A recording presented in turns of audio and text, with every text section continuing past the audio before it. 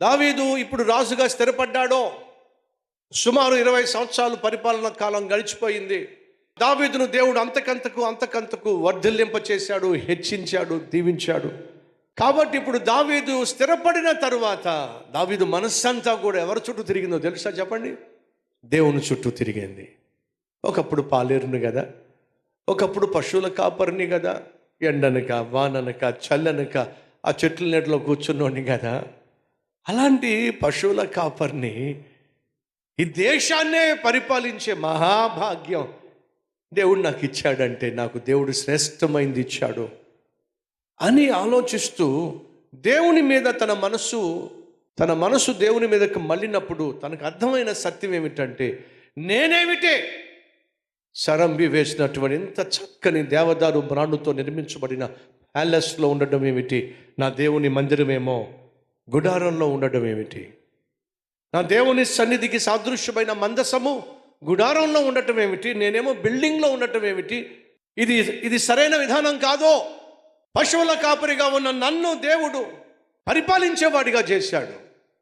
చెట్లు చాటున నీడలో విశ్రమించిన నన్ను దేవుడు ఇంత గొప్ప బిల్డింగ్లోకి తీసుకొచ్చాడు. కాబట్టి నేను దేవుని గురించి ఆలోచించాలి, దేవుని మందిరం గురించి ఆలోచించాలి. ఎంత అద్భుతమైన ఆలోచన విధానం. మళ్ళా చెప్తున్నా, దేవుడు నిన్ను దీవిస్తుంది, దీవెనలు అనుభవిస్తావని కాదు, దీవెనలు పంచి పెడతావని. ఈ విషయాన్ని మర్చిపోకండి. దావీదు రాజుగా స్థిరపడిన తరువాత తన మనస్సంతా కూడా దేవుని మందిరం మీదే. వ్యాపారంలో దేవుడు నిన్ను దీవించాడా? ఉద్యోగంలో దేవుడు నిన్ను స్థిరపరిచాడా? మంచి ఆరోగ్యాన్ని దేవుడు అనుగ్రహించాడా? నీ మనసు మొదటిగా ఎక్కడికి మళ్ళాలో తెలుసా? దేవుని మందిరం మీదకు మళ్ళాలి, దేవుని ఆలయం వైపు మళ్ళాలి. ఈ విషయాన్ని మర్చిపోకండి. దావీదు రాజు కాక మునుపు ఎవరు పరిపాలన చేశారో కాస్త చెప్తారా? సౌలు పరిపాలన చేశాడు. సౌలు పరిపాలన దేవుని చిత్తానికి వ్యతిరేకంగా జరిగింది. సౌలు తన ఇష్టానుసారంగా జీవించాడు, ఇష్టానుసారంగా పరిపాలన చేశాడు. కాబట్టి సౌలు పరిపాలన వల్ల రాజ్యం కాస్త 2 ముక్కలయ్యింది. సౌలు చచ్చిపోయిన తర్వాత రాజ్యం ఏమైంది? 2 ముక్కలైపోయింది. ఎందుకని? పరిపాలన విధానం సరిగా లేదు కనుక, తన జీవితము దేవునికి అంగీకారంగా లేదు కనుక దేశం కాస్త 2 ముక్కలయ్యింది. వింటున్నావా సహోదరుడా, సహోదరి? నీ కుటుంబము నీ రాజ్యం, నీ కుటుంబము ఒక రాజ్యం.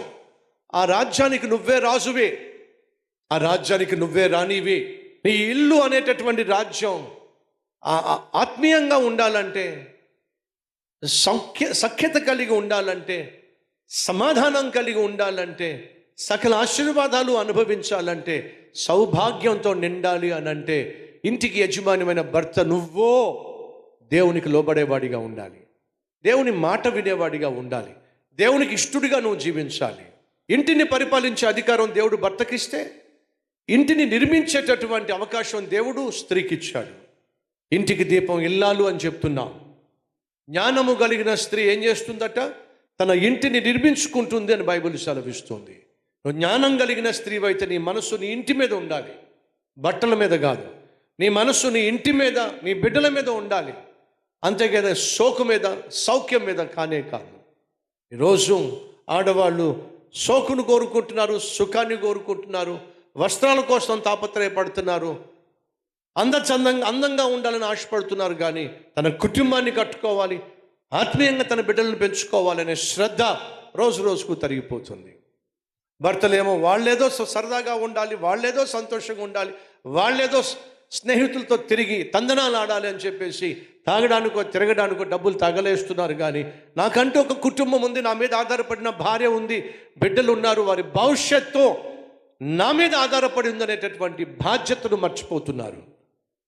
సౌలు తనకు దేవుడు ఒక రాజ్యాన్ని ఇచ్చాడని, ఆ రాజ్యాన్ని జాగ్రత్తగా కాపాడుకోవాల్సిన బాధ్యత తనకు ఉందని, రాజ్యం ఇచ్చిన దేవునితో తను సఖ్యత కలిగి ఉంటే రాజ్యానికి అద్భుతమైన పరిపాలన అందించగలిగినటువంటి వాస్తవాన్ని సౌలు మర్చిపోయాడు. దేవుని దయ వల్ల రాజుగా సౌలు నియమించబడిన తరువాత తనను రాజుగా నియమించిన దేవునితో డిస్కనెక్ట్ అయిపోయాడు. వింటున్నారా? రాజుగా చేసింది దేవుడు, రాజైనటువంటి సౌలు దేవుని మాట వినడానికి బదులుగా తన ఇష్టం వచ్చినట్టుగా వ్యవహరించడం ప్రారంభించాడు. ఎప్పుడో తను రాజుగా సింహాసనం మీద కూర్చున్నప్పుడు, సహోదరుడు సహోదరి, దేవుడు నీకు ఉద్యోగం ఇచ్చాడు. ఉద్యోగం ఇచ్చింది దేవుడు. ఆ ఉద్యోగాన్ని ఆధారం చేసుకుని నువ్వు దేవునికి దూరమైన ఆరోగ్యాన్ని ఇచ్చింది దేవుడు. ఆ ఆరోగ్యాన్ని ఆధారం చేసుకుని నువ్వు దేవునికి దూరమైన అందాన్ని ఇచ్చింది దేవుడు. ఆ అందాన్ని ఆధారం చేసుకుని నువ్వు దేవునికి దూరమైన ఆస్తిని ఇచ్చింది దేవుడు. ఆ ఆర్థిక వ్యవస్థను, ఆస్తిని ఆధారం చేసుకుని నువ్వు దేవునికి దూరమైన నీకు తెలియకుండా జరుగుతుంది ఏడో తెలుసా? నీ కుటుంబం విచ్ఛిన్నం కాబోతుంది. దేవునికి దూరమయ్యే భర్త వల్ల, దేవునికి దూరమయ్యే భార్య వల్ల బిడ్డలకు భవిష్యత్తు లేకుండా పోతుంది. బిడ్డల భవిష్యత్తుకు భద్రత లేకుండా పోతుంది. వినండి, సౌలు యొక్క ఇష్టానుసారమైన జీవితం వల్ల దేశము 2 ముక్కలైపోయింది. తన సంతతేమో అడ్రస్ లేకుండా పోయిందండి. సౌలు సంతానము అడ్రస్ లేకుండా పోయింది. జాగ్రత్త సహోదరుడా, తండ్రిగా తల్లిగా నువ్వు దేవునికి దూరంగా జీవిస్తున్నా, దేవుని మీద తిరుగుబాటు చేస్తున్నా, లేక నీ ఇష్టానుసారంగా నువ్వు జీవించే ప్రయత్నం చేస్తున్నా, నీకు తెలియకుండానే నీ కుటుంబాన్ని నాశనం చేసుకుంటున్నావు. నీ కుటుంబాన్ని విచ్ఛిన్నం చేసుకుంటున్నావు. నీ కుటుంబంలో శాంతి సమాధానం లేకుండా చేసుకుంటున్నావు. ఐక్యత సఖ్యత లేకుండా చేసుకుంటున్నావు. అది చూసిన బిడ్డల యొక్క భవిష్యత్తుకి భద్రత లేకుండా తయారవుతుంది. జాగ్రత్త.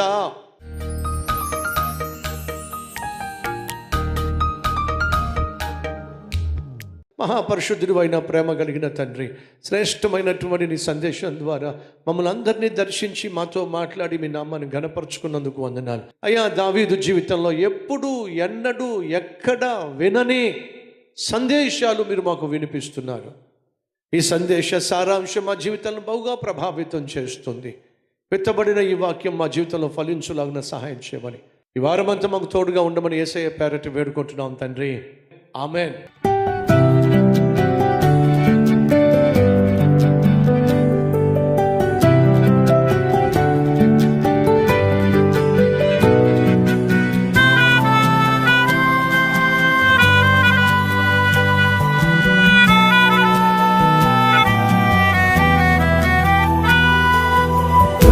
ఫ్రెండ్స్, ఈరోజు అందించినటువంటి క్లుప్త సందేశం మీకు ఆశీర్వాదకరంగా ఉంటే లైక్ చేయండి, 10 మందికి షేర్ చేయండి. అలాగే ఈ సందేశం వల్ల మీరు ఎంతగా దీవించబడ్డారో ఒక కామెంట్ కూడా పెట్టవలసిందిగా కోరుతూ సెలవు తీసుకుంటున్నాను. Have a blessed day.